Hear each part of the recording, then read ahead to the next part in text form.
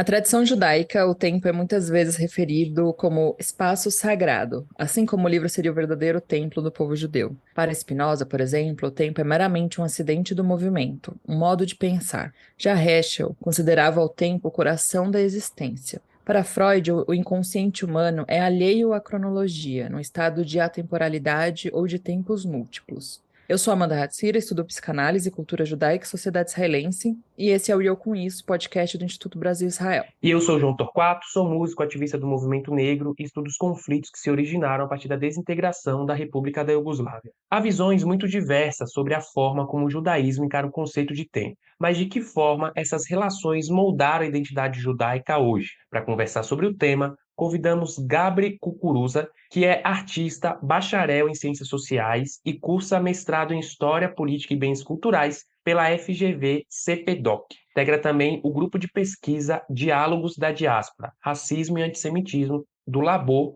e do Ibn Campos. E faz parte do coletivo Kehilá Judias ao Sul. É isso, Gabi CG. Muito bem-vindo aqui ao episódio do E Eu Com Isso. É um prazer você estar aqui com a gente hoje.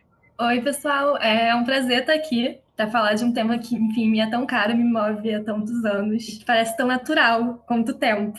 E, Gabri, para começar assim, a nossa conversa, conta para quem está ouvindo a gente um pouco sobre como o calendário judaico se organiza. Quais são os marcadores temporais mais importantes, a ligação com os elementos da natureza e as principais diferenças em relação ao calendário gregoriano.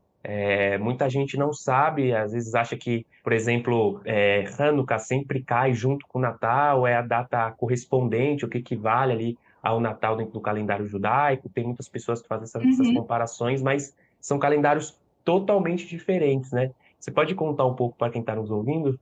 Claro, é muito interessante pensar como o calendário e o tempo fala de história e fala de onde a gente veio e como a gente pode se pensar no mundo. Então, o calendário judaico é um calendário lunisolar. E talvez alguns dos ouvintes saibam, né? A gente está no ano de 5.784, não 2024. E o que significa ser um calendário lunisolar? Significa que o calendário judaico ele é regido tanto pelos ciclos lunares, então os meses do calendário vão ter de 29 a 30 dias, e eles seguem a lua, eles sempre começam na lua nova, numa festividade menor que se chama Rosh Chodesh, que é a cabeça do mês. Mas ele também, o calendário, é regido pelo Sol, porque você tem uma conjunção entre a Lua e as estações do ano, né? Então, o calendário judaico ele vai ter todo um sistema, né? Enfim, entre Lua, Sol, né, que vai estar baseado nas estações do ano, porque tem também todo um simbolismo com os ciclos agrícolas, né, enfim, atualmente Israel-Palestina. E junto disso, se a gente for pensar, também tem toda uma elaboração espiritual e mítica entre as simbologias, né, das festas judaicas, dos Hagim, e as estações do ano, e, enfim, os momentos que vão se passando, né? Então é tudo muito interligado. Ao mesmo tempo, não é tão fácil assim, porque imagina você juntar Lua, Sol e marcos teológicos, né? Então, o calendário judaico, muito como a gente conhece, ele, enfim, vem do calendário hebreu, que vai ter uma história, assim, bem anterior à Era Comum, né? Ou como eu gosto de brincar, comumente imposta, já que são muitos povos no mundo com muitas percepções e cosmovisões diferentes, né? E o calendário judaico é uma delas. E o calendário judaico ele vai ser calculado, né, no século IV da Era Comum, né? Hillel segundo, né, que foi um sábio, ele vai fazer esse cálculo e vai conseguir, enfim, prever, né, quando o mês vai começar, etc. Porque antes se dependia que pessoas, né, avistassem a lua nova, né, para poder enfim, definir que agora o mês começou, né? Então, o calendário judaico ele vai ter, talvez muitas pessoas aqui já tem vários, eu acho, episódios que falam, né, de algumas das festas, né? Vão conhecer Rosh Hashanah, que é o Ano Novo, Yom Kippur, que é o Dia do Perdão, Pessah, né, que comemora a liberação do Egito, de Mitzrayim, que se traduz do lugar estreito, né? Então, a gente tem as grandes festas, também tem várias festas menores, e a gente pode pensar como assim, muito da prática judaica é muito ligada ao tempo, né? Do Shabat aos próprios dias que, na ótica judaica, começam de noite, né? Na primeira estrela que a gente vê no céu. Então, se a gente for pensar como a gente poderia incorporar o calendário judaico no dia a dia, eu acho que a gente para e pensa, meu Deus, o tempo não é algo tão estável e absoluto assim, porque a gente vive numa ótica do tempo gregoriano, né? Hoje é dia 29 de janeiro de 2024, né? E o calendário gregoriano vem justamente do Papa Gregório XIII, que estabeleceu esse calendário em 1582. E diz respeito a uma história e, enfim, a um lugar particular do mundo, e não necessariamente de todos eles. Então, enfim, eu fico muito feliz de estar aqui falando com vocês sobre o calendário judaico, porque eu acho que ele ajuda muita gente a pensar sobre história judaica, sobre cultura judaica e sobre muitos tempos diferentes que a gente vai partilhar, porque não é como se fosse algo estanque, né? A história judaica é muito diversa, a gente está falando de muitos lugares diferentes, embora a gente tenha um sistema comum referenciado, então ele vai ser apropriado, vivido, experienciado, né? Porque é tempo, mas também é espaço, também é diáspora, por exemplo, né? Então, enfim, as coisas vão se acumulando, né? Pelo menos eu cresci assim, com uma noção, né, de que em Israel você tinha uma duração das festividades, mas na diáspora você tinha outra. Isso tem também a ver com essa noção de espaço-tempo, né? E, enfim, e por aí vai. E sobre a natureza, eu acho que tem assim esse âmbito, né, dos ciclos agrícolas, né? Mas também, assim, eu acho muito legal. A gente está falando aqui do Brasil, da América Latina, as estações do ano são invertidas, né? Então, também como a gente pode incorporar isso, como a gente pode pensar sobre isso, né? A gente está agora em Shvat, né? Que é o nome do mês que a gente está. E a gente acabou de passar, inclusive, de Tu B'Shvat, que é o dia 15 de Shvat, que sempre cai na lua cheia, que é o ano novo das árvores. Olha aí, a gente tem um ano novo para as árvores, que tem todo, enfim, uma simbologia espiritual muito, muito incrível, né? Tem alguns anos novos no calendário judaico, na verdade, são 4. Além de Rosh Hashanah, que é o que geralmente a gente lembra e comemora, né? Que é a cabeça do ano. Então, por exemplo, daqui a pouco a gente está em Nissan, né? Que é o começo, também uma das contagens de começo de ano. Né? E Nissan é quando a gente comemora Pessah, né? É o mês que a gente comemora Pessah e a saída do Egito. E aí, olha que coisa doida, gente. A gente tem, por exemplo, Nissan, e aí depois Iyar, que é o mês que segue, e Sivan. E são meses bem primaveris, né? No caso, quando a gente está pensando, né, nos ciclos médio-orientais.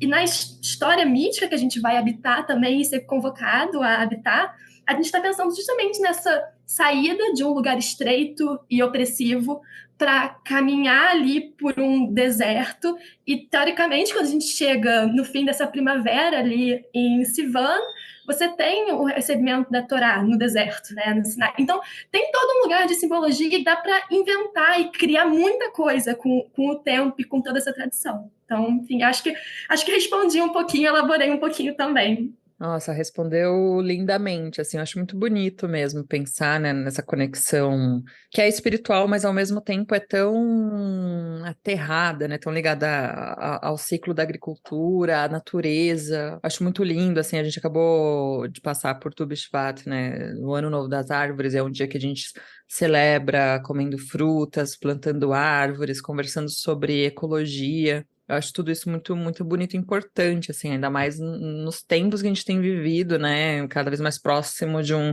cataclisma ambiental, né? E a gente ter Sim. uma data que marque a importância de se olhar para isso, de pensar na nossa relação com a natureza, eu acho demais, assim, né? Eu acho que o calendário judaico, ele abre portas para a gente, assim, aprofundando.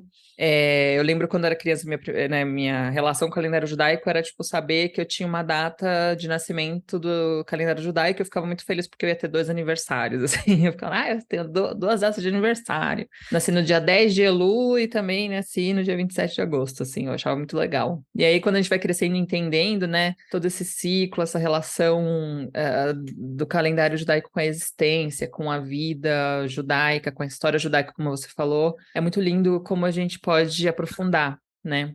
E é o que você faz muito também na Keilah Judias ao Sul. Então, queria que você apresentasse para quem está ouvindo a gente o que é a Keilah, a relação do seu próprio trabalho de pesquisa, né? Que você também apresentou de forma muito bonita no simpósio, no último simpósio IB no campus que a gente teve, e também seu trabalho artístico relacionado ao tema. Queria que você abrisse um pouco aí para a gente conhecer. Claro, Então, a Kehilá Judiz ao Sul é um coletivo de mulheres e pessoas não binárias, judias e judis brasileiros, espalhados pelo Brasil, né, que surgiu no começo da pandemia, no ambiente virtual mesmo, com o foco de, enfim, se pensar caminhos judaicos, para se pensar caminhos, reformulando, para se pensar caminhos entre identidade judaica e gênero e a aprendizagem conjunta e, enfim, a criação de um espaço para se trocar com horizontalidade e, enfim, fluxo sobre os vários saberes que a gente carrega, mas não necessariamente sabe que carrega. E pode encontrar e, enfim, construir em conjunto e estudar. Então, a Kehilá, ela existe já há alguns anos, né? Ela é um grupo relativamente pequeno, né? E eu, no caso, eu adoro contar a história de como eu conheci a Kehilá, porque eu, justamente assim, nesse período, né, assim, 5.780, mais ou menos, parei e percebi, meu Deus, eu sou uma pessoa judia. E aí, o que isso significa? E aí, uma das coisas que eu parei para pensar foi, então, significa que sou uma pessoa diaspórica, mas a pergunta só aumenta. E eu acabei caindo no tempo, né? E aí eu encontrei, inclusive, né, tem várias pessoas, inclusive, assim, internacionalmente, que pensam o tempo judaico, pensam feminismo, pensam, enfim, questões mais assim, de diversidade. E tem muitas pessoas, assim, organizações internacionalmente, que pensam tempo judaico e saberes judaicos sobre o tempo e questões enfim, de bem-estar, questões, inclusive, feministas, LGBT. E, na época, eu encontrei o Ethelwell, que, traduzindo, é meio que Na Roda, que é uma organização que promove justamente a construção de manuais para rodas de lua, que é uma das coisas que a gente faz naquele lá, né? Que é justamente a celebração do Rosh Chodesh, né? Como eu comentei, o começo do mês judaico sempre cai na lua nova. E, historicamente, né, ele vai ser associado muito a uma festividade assim, menor, né, com poucas tradições assim, pré-definidas. Né? A história conta que ele vai ser um Hag dedicado para as mulheres por causa da questão do bezerro de ouro, né? Mas ele foi, na verdade, muito encontrado e reapropriado, né, na década de 80, mais ou menos, 70, 80, nos Estados Unidos, por feministas judias, enfim, um movimento mais amplo de apropriação e reinvenção com tradições judaicas e criação de rituais, vão encontrar no Rosh Chodesh um espaço para se criar comunidade e pensar, enfim, outras formas de celebrar e estar junto à tradição judaica.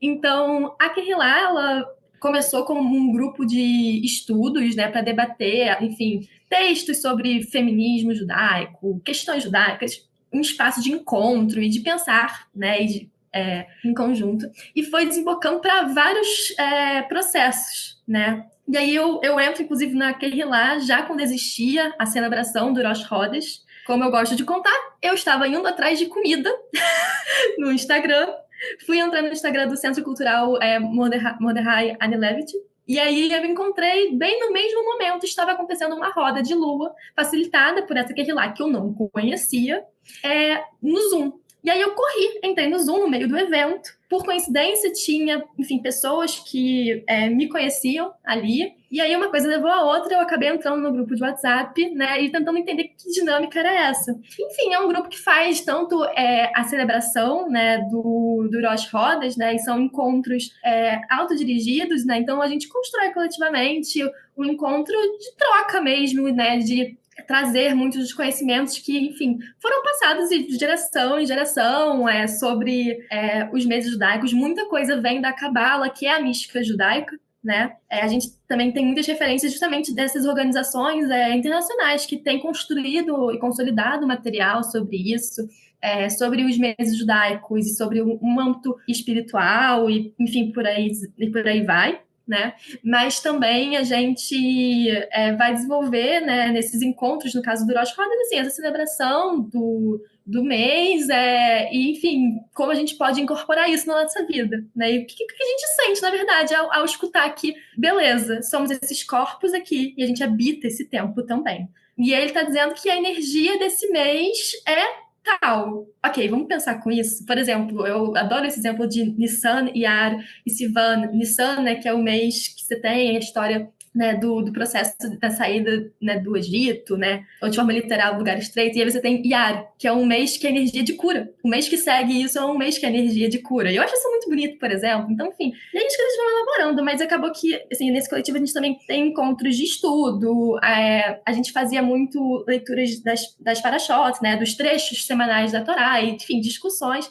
Atualmente também com, enfim, as rotinas de todo mundo, a gente está no processo de reorganização de horário e agenda, então tá meio que paradinho para a gente tentar se entender. Mas no simpósio, né, do IB, eu tive a oportunidade de falar um pouco justamente desse encontro de roda de lua, que me encanta muito porque mudou a minha vida, né? Porque uma coisa é você sozinho tentar incorporar uma outra cosmologia, um outro tempo que você sabe que diz respeito a você. Outra coisa é você fazer isso em Kehillah, fazer isso em comunidade, com outras pessoas que de forma diferente estão ali dialogando com esses saberes. E enfim, eu adoro brincar, que eu já era uma pessoa maluca pela lua. Não sei se alguém aqui está escutando também adora olhar para o céu, procurar a lua, né? Quem mora em cidade que tem muita fumaça, aí às vezes não dá para ver estrela, mas a lua às vezes dá. E aí agora eu brinco que eu sempre sei qual é a fase da lua que a gente está.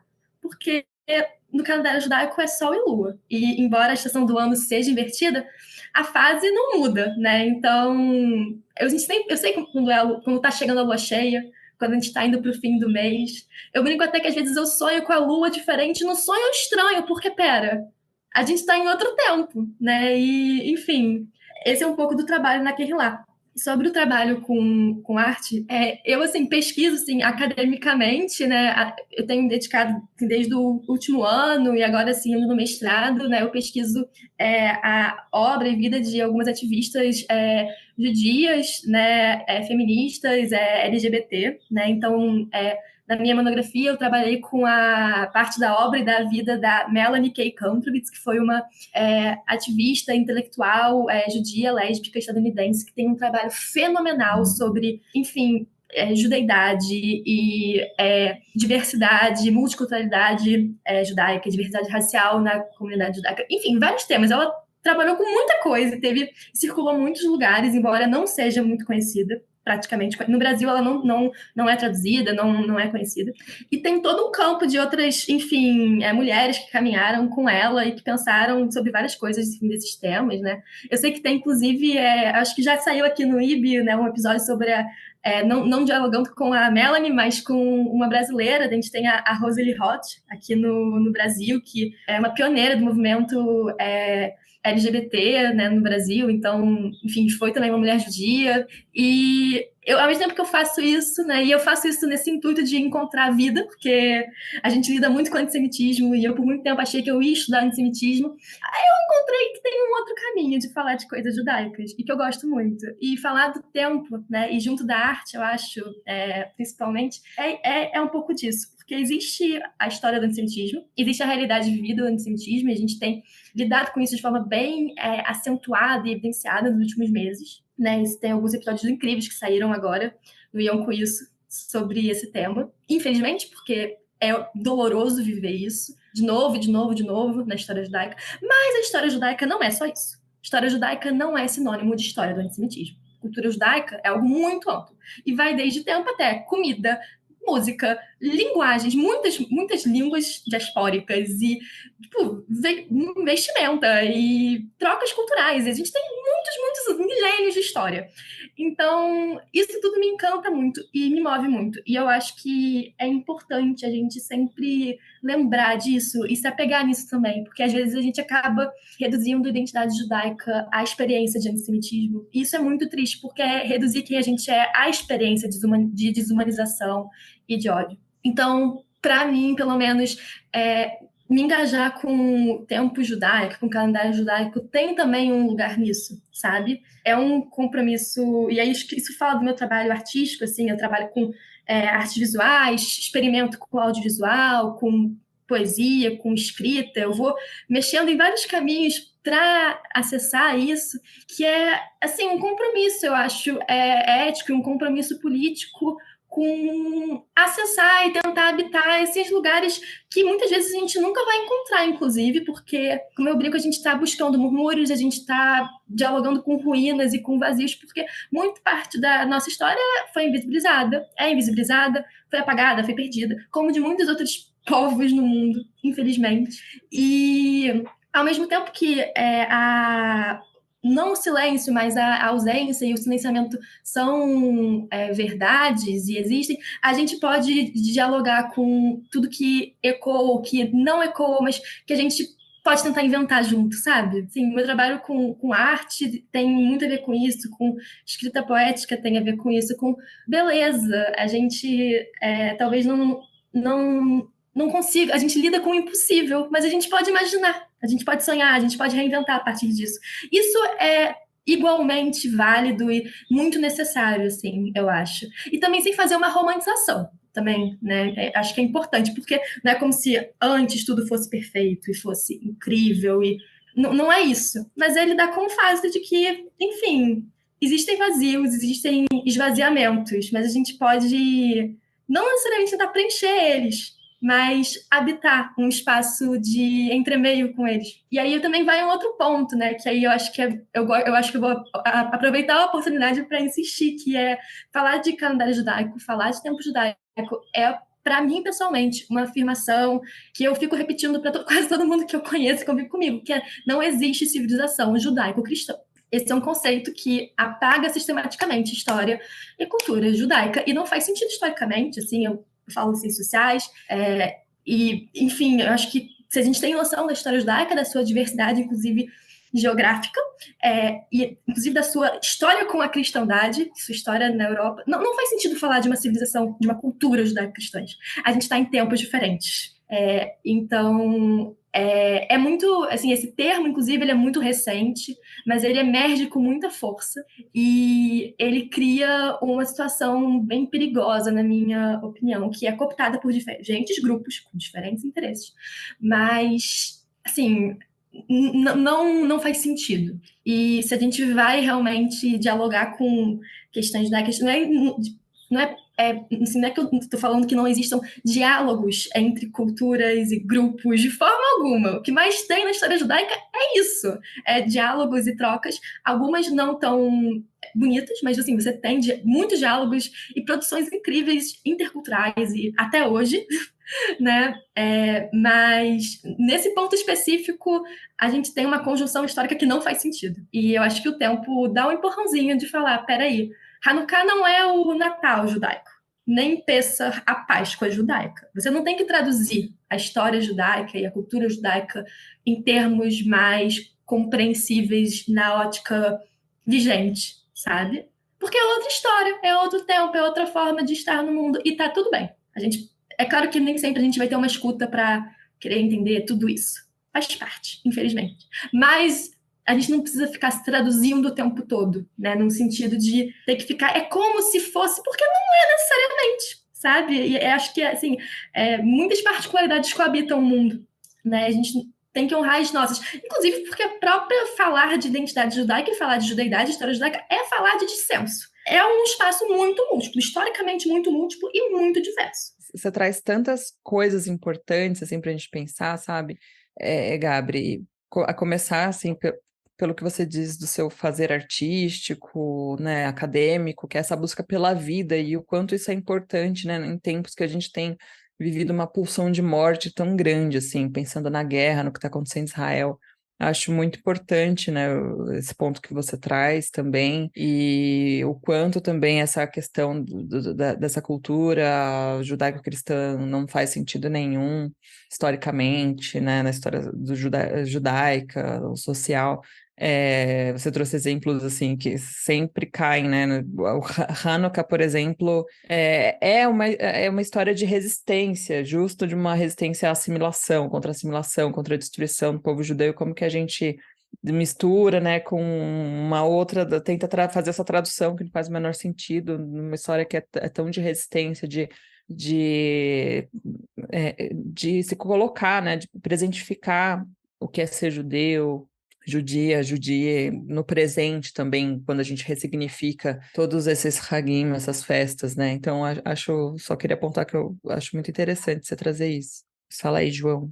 Não, eu ia pegar dois ganchos assim do que você falou, Gabriel, justamente disso, que eu abri o programa falando, né, de Hanukkah e Natal, porque é justamente as que as pessoas mais fazem essa relação, assim como o Pêssar também é a Páscoa judaica, e são festas completamente diferentes. Aí eu lembro que no passado, em 2023, que aí eu falei, começa dia 7 de dezembro e tal, alguma coisa assim com um amigo meu que não é judeu. Ele falou, uai, mas não cai dia 25 de dezembro? Como se fosse a equivalência, né? E é isso que você traz. Cada cultura é uma cultura, cada povo é um povo. A gente não precisa ficar comparando ou buscando coisas ali para tentar justificar e se padronizar diante daquela sociedade. Como você disse, não que a gente não possa fazer um diálogo interreligioso ou de aproximações culturais, mas acho que tem que, Não é que sobre respeitar. isso, né? Tem que respeitar também sabe, a cultura, a história desse povo, dessa festividade, e não buscar um significado dentro daquilo que é o normal na sociedade que você está inserida, né?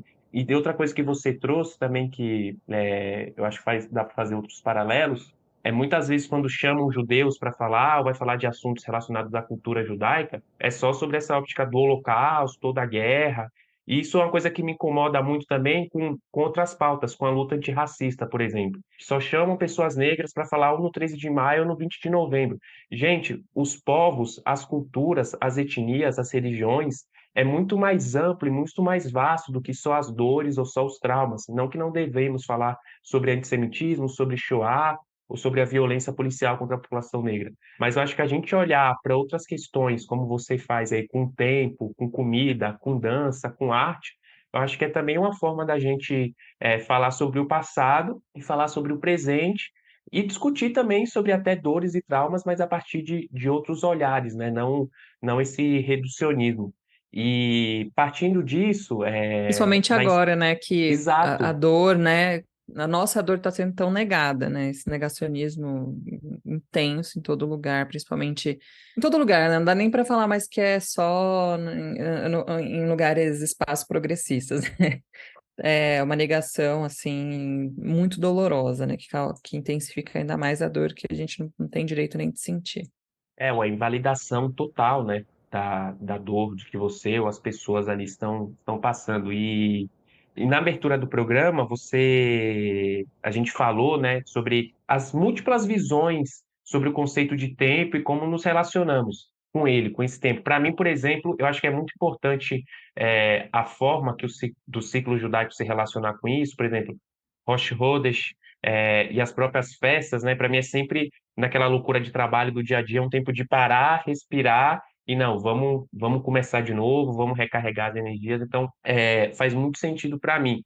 E aí eu queria ouvir de você se a identidade judaica é modificada por essas percepções do tempo ou se é o contrário. Antes de responder, eu quero só fazer um comentário muito breve sobre essa fala, porque assim, eu acho que é exatamente isso, sabe? É, a Melanie K. Kontrowitz, né, que eu citei, que eu estudei, que sigo estudando, ela tem um trecho de um texto dela que ela fala, né, que ela acha muito trágico como a gente tem assim, esse esgotamento cultural judaico justamente a partir, né, das tragédias que nos acometeram. Eu acho que dá para pensar não só no Holocausto, né, mas a gente tem o Holocausto, você tem a expulsão das populações judaicas, né, ali do norte da África e do Oriente Médio, enfim, também no período de década de 40, década de 50, né? Você tem outros processos anteriores a isso, se a gente for pensar na Inquisição, por exemplo. Mas, assim, ela pensando no século XX, né? E ela fala, a gente fica muitas vezes pensando em identidade judaica só em relação ao Holocausto, tem a questão da assimilação, e muitas vezes uma questão só direcionada a Israel e também uma coisa meio rasa.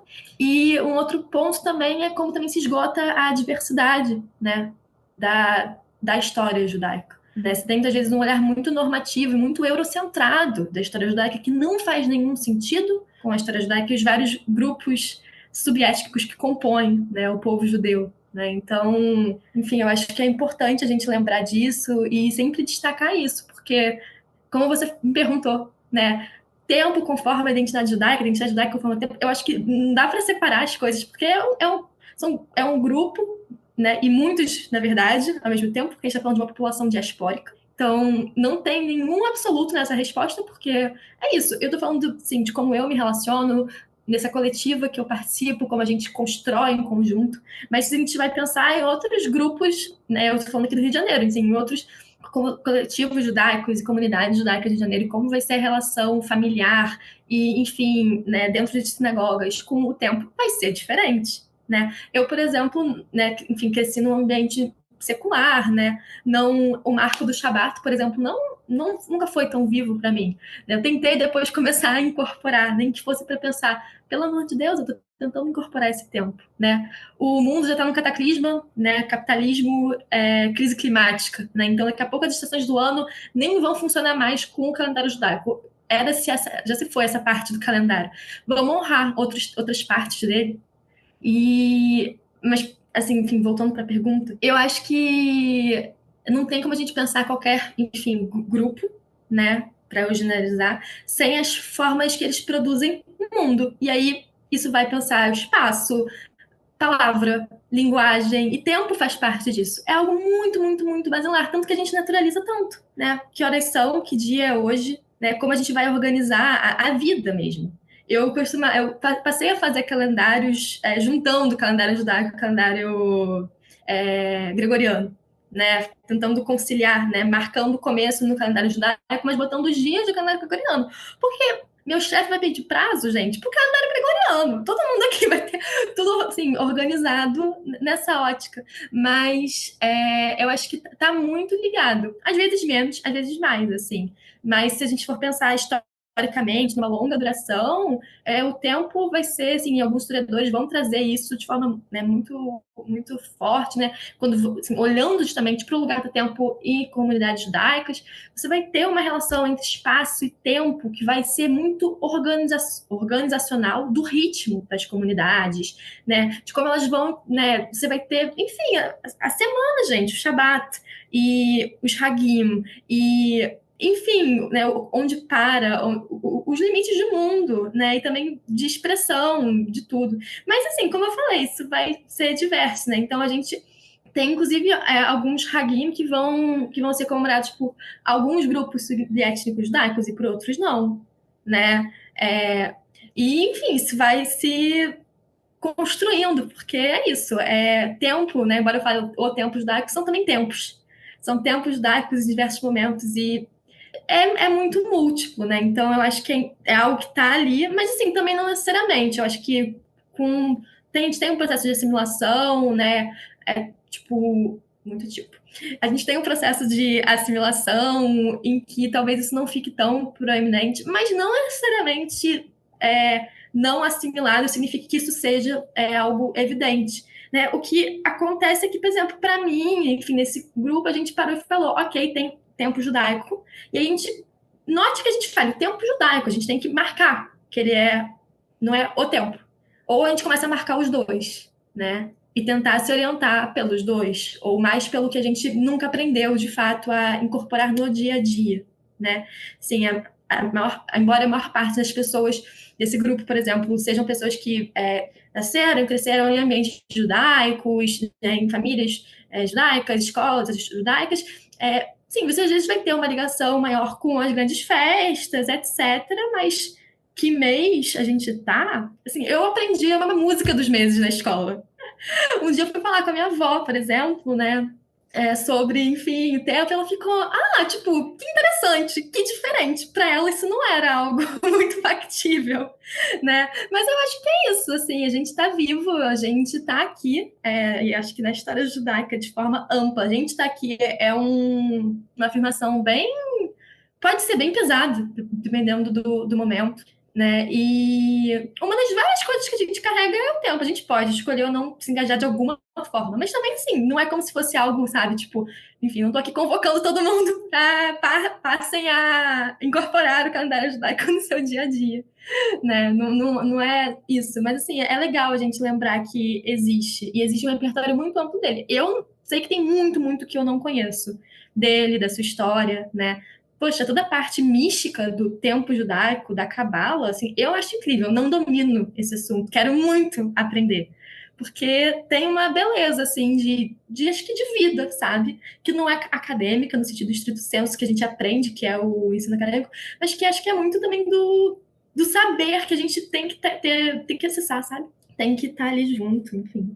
Acho que é isso. E bom, daqui a pouquinho a gente está chegando ao final do nosso EP, do nosso episódio, mas queria que você comentasse assim um pouco mais sobre, né, como que, em que a cosmovisão judaica sobre a humanidade, nossa relação com o tempo que é também, né, na Cabala se fala muito disso, né, em que o tempo é um passado, presente e futuro que estão sempre conectados, né?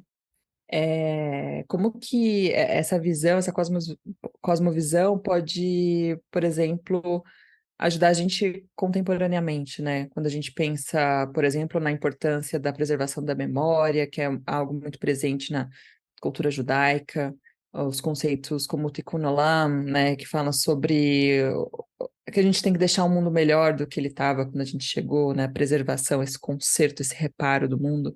Como que todos esses conceitos podem ajudar a gente a enfrentar desafios do presente?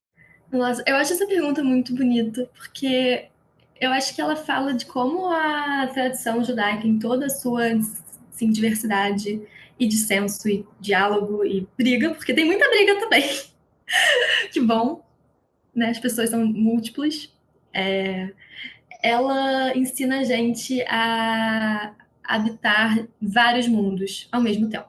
Porque acho que a primeira assim, grande questão que me foi colocada quando eu passei a olhar para o tempo e para a cosmologia judaica, dar esse nome, foi que, enfim, acho que assim, eu já vinha, assim, eu venho, né, de uma formação em ciências sociais, então existem muitas cosmovisões de mundo.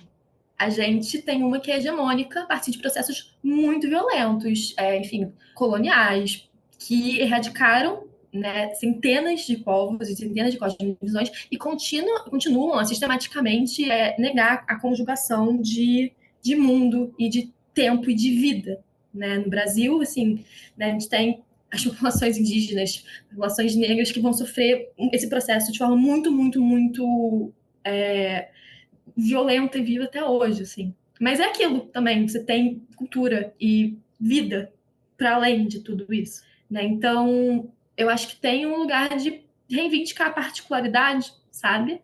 Eu acho que, às vezes, em alguns momentos da história judaica, muito legitimamente, em seus contextos, por questões de sobrevivência, se tentou, né, falar, não, peraí, a gente tem como, né, se traduzir, a gente tem como tentar se aproximar de alguma coisa universal. E, enfim, eu não faço nenhum, não estou emitindo julgamento nenhum disso. Mas eu acho que tem um lugar interessante da gente poder acessar esse lugar particular entre muitos particulares que habitam os mundos que a gente partilha. E é aquilo, né? Quando alguém falece, a gente vai na tradição judaica a gente se refere, né, ao nome da pessoa, né, junto de, enfim, Zikron, Zikroná Lebrahá, né, que essa memória seja uma benção. Tradução livre, porque meu hebraico não é bom. E eu acho que isso fala também de tempo, porque o que é memória, né? O que é essa convocação que a gente tem com a memória o tempo todo na tradição judaica, né? De sempre se lembrar e passar adiante as histórias e passar adiante os rituais e as práticas e de, enfim, estar ali presente, reelaborando tudo isso e sendo convocado a sempre acrescentar a sua própria interpretação autêntica, né? Porque não é também passe adiante e faça um repeteco, passe adiante e se engaje como uma pessoa que está co-criando isso junto, né?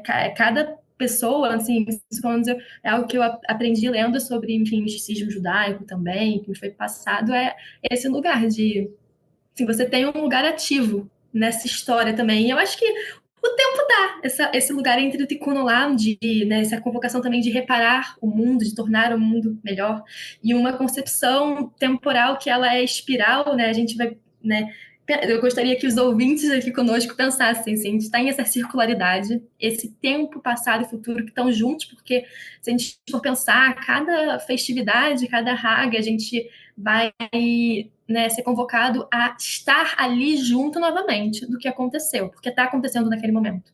Então, a cada em Shavuot, né, a Torá me deu um branco. Ah, não, mas Shavuot, me sim, deu aqui um desculpa. Em imagina. Shavuot, tipo, a Torá é entregue todo ano. O que isso significa? Né? O que significa ter esse texto sagrado sendo entregue todo ano e você sendo convocado a ler ele de novo, mas não só ler de novo, mas estar junto e co-criar com ele de novo. E com as suas ausências, os espaços entre cada letra e cada palavra, né, que também fazem parte da construção daquilo ali. Porque se a gente for ler o texto como, enfim, nada é por acaso, mas também os silêncios, ou, enfim, o que a gente não encontra, também podem ser espaços para a gente se indagar e criar. E eu acho que isso tudo tem a ver com o tempo, com, enfim, a contemporaneidade, e como a gente pode pensar o mundo, né? Pensando, enfim, as outras invisibilizações, né? Eu trouxe o pessoal do Ethelwell, que é essa organização judaica que faz os manuais de lua, e tem assim, uma comunidade muito forte, uma galera que faz um trabalho muito incrível de inscrever, por exemplo, mulheres e não só é porque é mais do que o resgate, né? É a invenção que é necessária para a continuidade, porque ela faz parte do passado.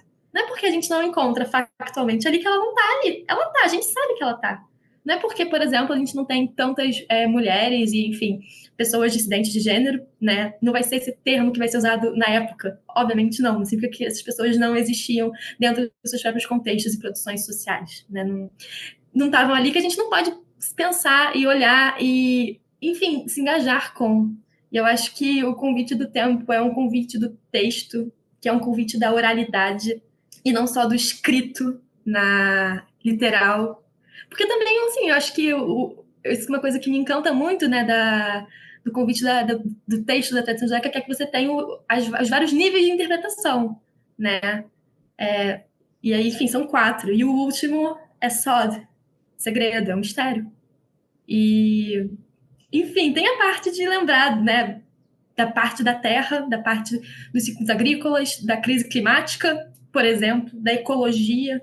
Tem uma galera que vai trazer assim esse judaísmo aterrado, pensado nos ciclos da natureza, né? E como a tradição judaica vai falar disso, né? Tem uma rabina chamada Jill Hammer, né? Que ela tem todo um trabalho, inclusive, sobre isso, sobre cabala e sobre natureza e sobre, enfim, tempo, porque é tudo junto, não tem como separar. Mas também acho que são nossos vários lugares da história. E, enfim, como a gente pode se engajar de forma criativa, né? E acho que o artístico, o lúdico, o fantasioso está aí para isso. Enfim, eu acho que em tempos de muito horror, e eu acho que às vezes a gente lembra da história judaica marcada sempre só nos pontos de muito horror, sabe? A gente faz a cronologia dos horrores. Também tem muitas coisas muito bonitas e, enfim, e que estão para além de aquilo e é isso, sabe? É a gente habitar junto disso, de verdade. Sim, acho que com o coração mesmo, com o corpo inteiro, assim. E, Gabri, para a gente encerrando aqui, e queria te perguntar o que você recomendaria para quem está ouvindo o nosso episódio e se interessou por essa questão do tempo judaico, do calendário judaico, por onde começar? Olha, aqui, assim, desse jeitinho que eu apresentei para vocês, eu construí e aprendi muito na Kehilá. Então, eu posso deixar, por exemplo, com vocês o link do Medium da Kehilá. Para quem não sabe, o Medium é um site onde se tem textos, etc.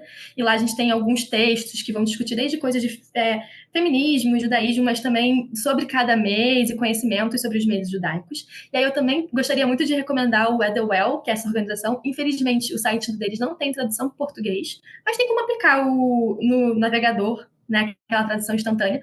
E aí, todo mês judaico elas produzem e divulgam e disponibilizam gratuitamente um manual, que é o Manual da Lua, né, para rodas de lua, mas você pode usar individualmente, com vários conhecimentos, enfim, agregados sobre o mês. Então, tem a parte de conhecimentos do mês, tradições do mês, e também atividades e rituais que você pode fazer, né, caso você tenha se interessado em tentar incorporar de alguma forma. E também, assim, se você fuçar um pouquinho na internet, tem vários sites que, assim, principalmente, assim, que eu conheço em inglês, assim, dessa galera dos Estados Unidos, Europa, que vão falar disso.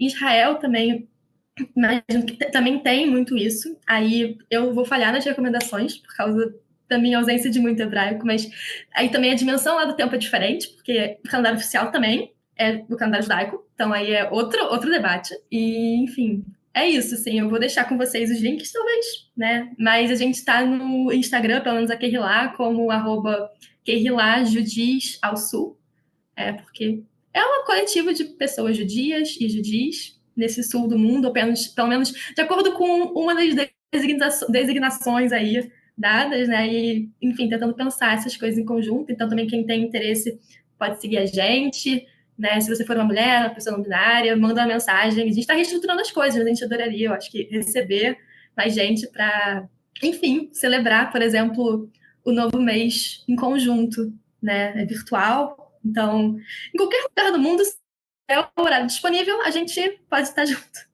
Muito legal mesmo, Gabri. A gente manda os links, a gente coloca tudo aqui na descrição do episódio. Então, eu queria te agradecer muito por ter compartilhado aí um pouco aí do teu acúmulo, saberes, né? E tudo que você tem pensado, assim, no decorrer da tua história. Obrigada mesmo pela generosidade em compartilhar com a gente.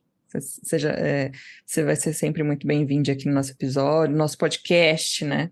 Eu acho que você contribuiu muito mesmo, assim, para a gente pensar a partir de perspectivas mais aprofundadas sobre algo que a gente às vezes não nem pensa, né? No nosso dia a dia a gente vai passando, vivendo, né? No ritmo do relógio, né? Do relógio de ponto, e às vezes não para refletir sobre o tempo. Eu acho muito bonito que a gente construa esse espaço aqui para pensar, né? Juntos sobre tudo isso, né? E que isso seja uma porta de entrada aí para quem se interessar mais e quiser se aprofundar depois. Então, busca aí os links que a gente vai deixar aqui na nossa descrição. Obrigada mesmo, Gabri.